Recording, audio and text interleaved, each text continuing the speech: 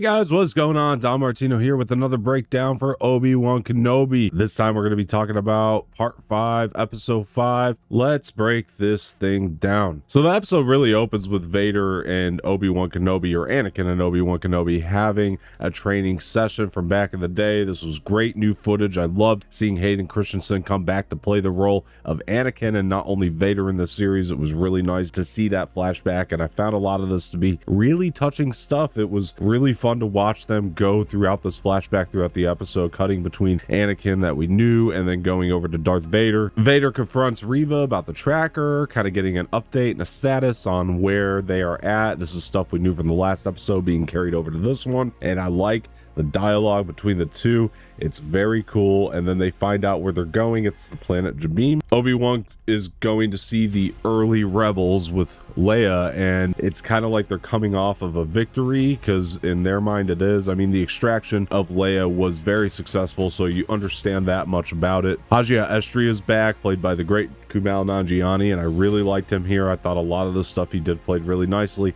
with Obi-Wan. It was really great to see him getting involved in the cause. It wasn't just a throwaway character. I liked the way that they utilized him here moving forward, the fact that he really did believe in the cause and really wanted to fight for it. And Vader kind of hacks into their base, right? The doors are kind of closing, and that's a really intense moment actually, because the stakes just kind of keep getting higher because he does know where they're at, so they're kind of hacking into their systems, and Leia has to go into the small hole to try to figure out how to get these wires connected back so they can get the hell out of there. And I like that this is their only escape route. It kind of actually makes sense because they're trying to stay hidden. They don't want a lot of entry points in, which is kind of how the Imperials probably should have operated, is to not really have a lot of entry in. But on the same hand, they hadn't really thought about what they would have had to do had they had to get out, I guess. So this is actually something very cool storytelling wise, I thought, to raise the stakes quite a bit. So I did enjoy this element a lot. We're flashing back to the flashbacks again, which I really enjoyed watching the dynamic again between Hayden Christensen and Ewan McGregor as Obi-Wan Kenobi and Anakin Skywalker, or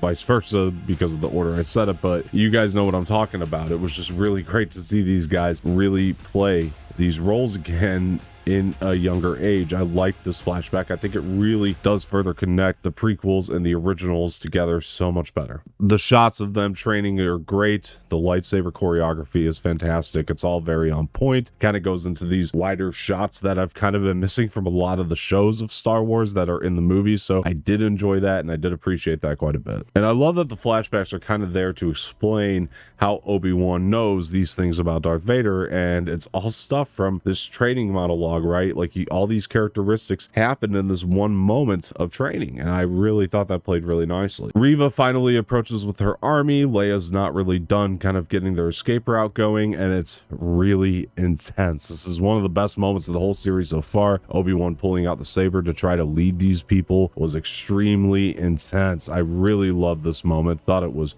fantastic stuff, and I really couldn't have asked for a better sequence, honestly. It really was shot so incredibly well. This is probably some of the best lightsaber stuff we've seen in there, and honestly, just watching this kind of ground battle happening around these two folks with their sabers drawn is very cool. It's something I've kind of always wanted to see in Star Wars, and now Obi-Wan Kenobi has given that to us. Obi-Wan's kind of in this cave taking out the troopers left and right, you know, so Tala is trying to figure out a way to do this to where Obi-Wan can get out, because he's kind of the last one left fighting him, and once he gets out, she kind of pulls out this grenade and tells him to go, and he's so upset. And this is actually really great dramatic acting on Ewan McGregor's part.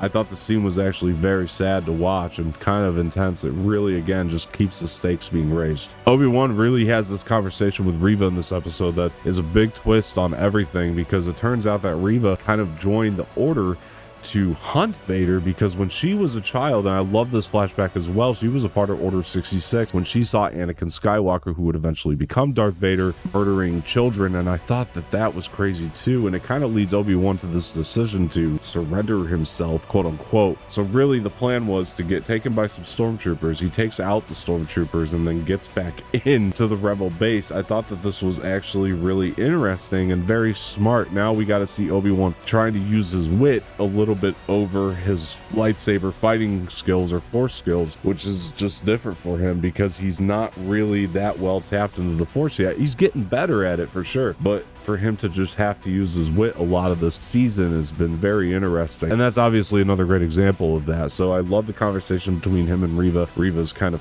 rage in this episode and finding out her true motivations was insane, and the fact that the whole time she really just wanted Obi-Wan because she's kind of pissed at him because he didn't stop Anakin back in the day when he had the chance. And she actually brings up a very good point, and some of the best villains are the ones where you can see their point of view and you can see Reva's point of view, and this kind of changes the entire perspective on the show. I love this episode so much because of this, and I love the flashbacks and Obi-Wan saying that Vader won't give up, and they want to know how he knows that, and he thinks back to the moment where Anakin's patience got the better of him, and this is again Obi-Wan using that wit of his to try to take Anakin's lack of patience and use that against Darth Vader because he knows that it will fail him time and time again, kind of like he said in the flashback sequence. I thought that was amazing stuff. So Reva's going after Obi-Wan, and so is Vader simultaneously, but they're already kind of getting on the ship now. Leia's figured out everything. They're going to escape, and Vader kind of comes up and finds what we think is the ship and aggressively tears off the doors with the Force. It was really insane. Just kind of starts taking parts out of it, and you're like,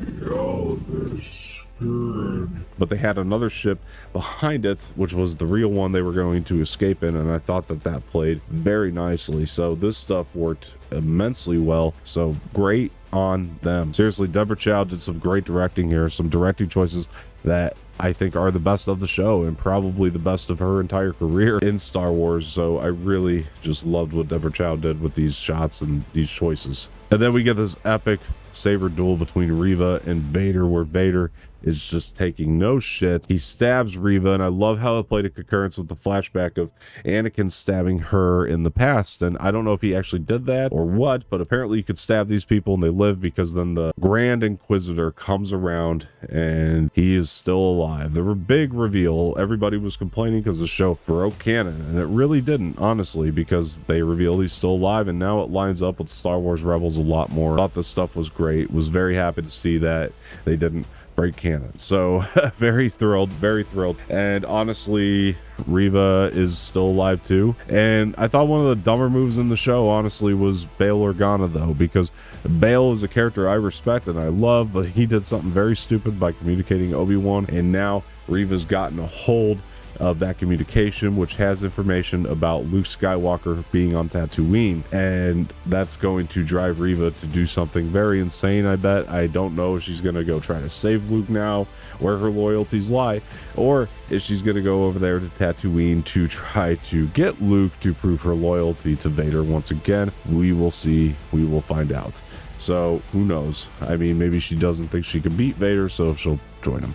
So this is going to be really interesting the way this all plays out. It was a crazy cliffhanger, and I love that Obi-Wan kind of gets sense of anxiety right at the end of this thing, because he feels that something bad is about to happen, which is honestly really cool. It's a callback to A New Hope when he said that he heard like 1,000 voices crying out, and that just to me was so cool to see this part of Obi-Wan kind of evolve into what it is in the show. Anyway, guys, that is Obi Wan Kenobi episode 5 part 5. The finale is soon, so I cannot wait to see it and break that down and talk to everybody about it. I hope it delivers as much as I think we are all hoping it will. So anyway, guys, let me know what you thought of this episode in the comment section below. Like the video, subscribe to the channel, leave some feedback in the comment section below, share this with your friends, and hit the bell for notifications.